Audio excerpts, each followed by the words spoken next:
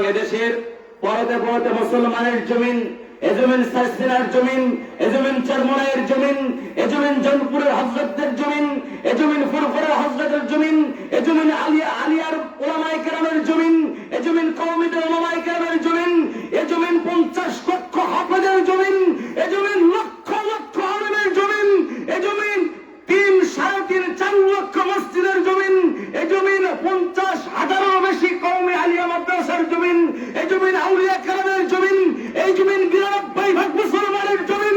এই জমিন কোন আবুলের দাম, এই জমিন কোন বাউলের দাম, এই জমিন কোন ফাউলের দ্বারা চলতে পারে না। জোরে বলুন ঠিক কিনা? ভয় পাচ্ছেন আপনারা? আমি কোন দল করি না।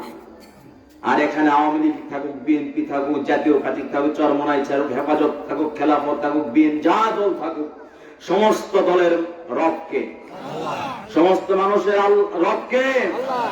সুতরাং আল্লাহর জমিনে আল্লাহর দ্বীন প্রতিষ্ঠা হবে, আল্লাহর জমিনে আল্লাহর দ্বীনের কথা বলবো।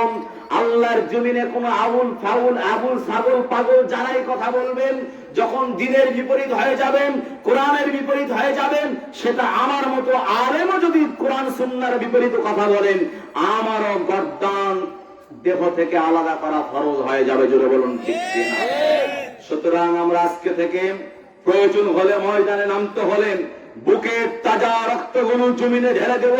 তারপর আল্লাহ, রাসূল, কোরআন, সুন্নাহ, উলামা, মসজিদ, মাদ্রাসা, হক্কানি পীর মাশায়েখ, খানকা শরীফ গুলোর ব্যাপারে যারা কথা বলবেন, প্রয়োজনে তাজা রক্ত জমিনে ঢেলে দিয়ে হলেও ঈমান হেফাজত করব, ইসলাম হেফাজত করব, কোরআন হেফাজত করব, আল্লাহ রাসূলের শান হেফাজত করব। কারা কারা পারবো হাতটা জাগাই?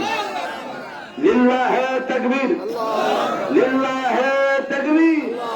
আল্লাহ তুমি কবুল করে নাও। সকলে বলছে আমিন।